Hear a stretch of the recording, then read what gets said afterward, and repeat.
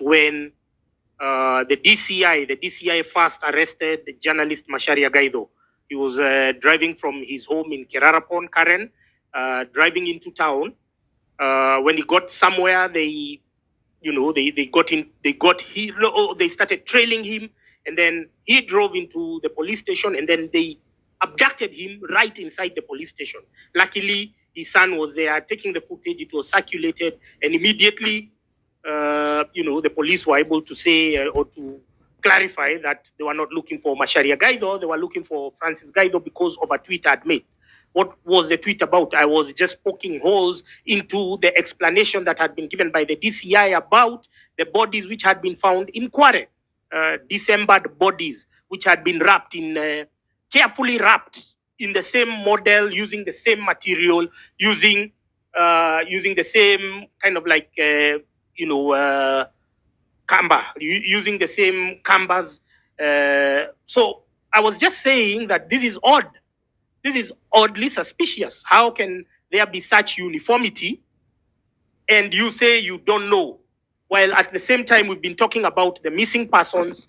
I think at some point LSK tried to do some documentation, but there has been a systematic, deliberate, choreographed attempt to suppress the actual numbers of those who've been missing, those who've been declared missing. And so the numbers, perhaps, which are being bandied around by the media and the Kenya National Human Rights Commission could not be the actual ones, because we have not even given the relevant agencies the space to pursue the actual tallying. We need to verify how many people have been missing. So most of the family members have also been sold for fear. They are not speaking out. So that's what I was poking holes into. I was like, yo, whatever you're telling us, the character that you're giving us could not have had the specialization, could not have had the sophistication to have executed all of that, because it's not easy. Remember?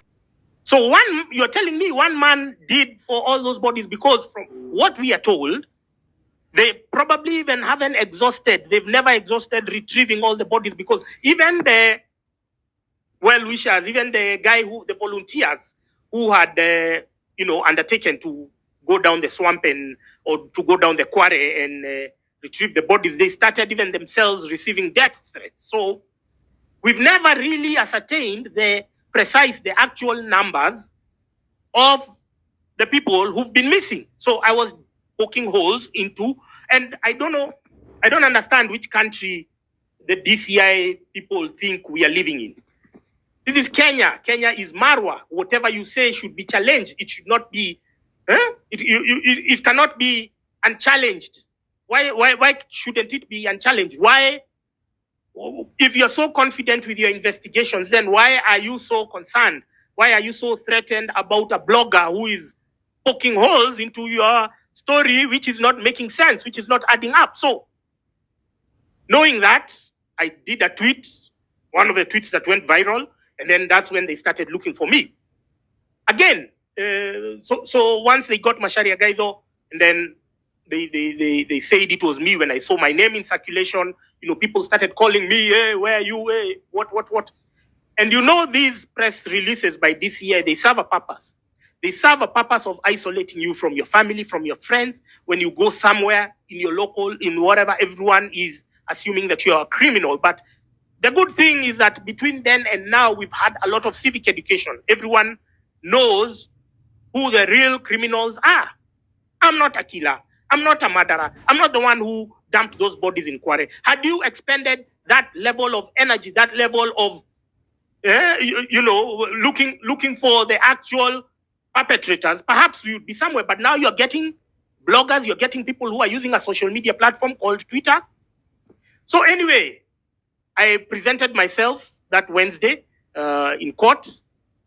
No, I presented myself to DCI. First, I went to Mazingira House on Kiambu Road, and then I was told, no, go to Nairobi area. So we went to Nairobi area with my lawyers. They debriefed me. They took my fingerprints and everything and whatnot. And then the next day I went to court. We were arraigned. That's the day we were with Ali Noor. I think it was July 17th or 18th, one of those. And so July was one of my worst months because 5 days later, then my mom passed away. She passed away on July 23rd. Yeah, so it became, now that moved from that, started handling my mom's funeral preparation, which was happening. The burial took place on August 1st. And then I had a hearing. I had a hearing on August 7th. Had a hearing for that case, the first mention, on August 7th. So I went for the mention. We were discussing, it was pre-trial, I think. That was August 7th, and it was just a day before Nane Nane. I went for my mention, and then I walked out. And then I remember I was with my lawyer. I told my lawyer, those cops waiting to arrest me. And then I think she was a bit confused. She did not understand how the game is. But I was telling her, they're waiting for me. I can tell a cop. I know their posture. I know you. If you come sit next to me, I'll know. So, and, because of her, then I walked out. Otherwise, I would never have walked out, or I would have done something. I don't know what I would have done. But by the time I was walking out, they're on me like white on rice. They're telling me, hey, twende, nini. I told them, just let me go to my car. I want to take my jacket because I have a feeling I'm going to be sleeping. Because it's very predictable. So at least they came to my car, they searched it, they did crazy shit. And then now I took my hoodie. And then now that was August 7th, maybe around midday. And then now we drove to Thika. So we drove to Thika, to my parents' house. Don't forget, my mom has been laid. Even the flowers were still fresh. This is how heartless these fucking policemen are. They think we are hostile to them. They think we are contemptuous to them. But if you have an experience with police, you'll never like them. You'll never love them. You'll never trust them. I don't know. I don't know what I'd do if I had an incident. And I know I wouldn't go to the police because they're just having an experience with them. We drove there, and then we left my parents' house. We went to my apartment. They ran it down. They took all my gadgets, my cameras. I had a GoPro. I had a camera I used to shoot content with. They took my flash disks. They took my phones. And so, from then on, I was like, my safety is threatened anytime I'm going for a mention. If I'm going to be arrested out here, I thought those practices had ended in the Moi era. I didn't know they were still in existence. I didn't know that you could be arrested outside court. And we are hearing the judiciary, they are not making any noise. They are literally, in fact, if you look at my mention dates, it's almost like they are structured so that I can be rearrested every other time.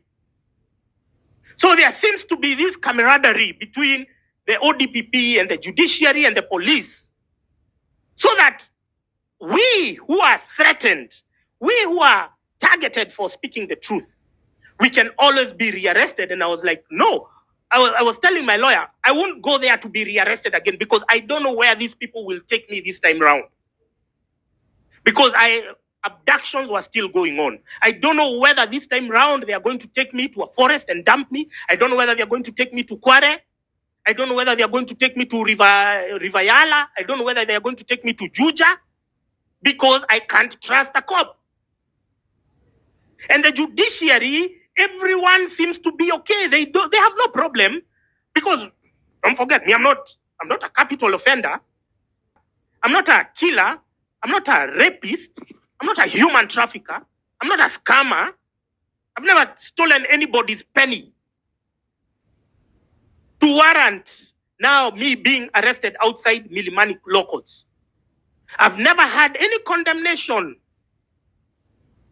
from the Law Society of Kenya. I've never had any condemnation from the judiciary. So this practice happens. It's just that it's happening to me and I have a voice.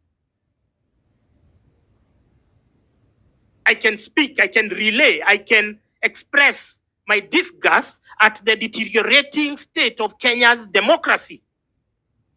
Remember, I told you, Kenya right now is a one-party state. De facto, it may not be official, Because what have they done? They have captured all the tenets, all the structures, all the whatevers of democracy, all the levers of democracy. They have bought the opposition. Raila Odinga, you've seen him there shamelessly. And his propagandists, they've become more of Ruto sycophants than Ruto sycophants. If you see the people who are speaking now for the regime, it is Raila hoodlums. It is Raila bloggers. It shameless people like Seth, Seth December, Gabriel Oguda, Collins Bay. You guys are so pathetic. You guys are so disgusting. So they have captured the opposition. They have captured the legislature. They have captured the judiciary. They have captured the media. They have captured the NGOs. They have captured trade unions. They have captured the churches.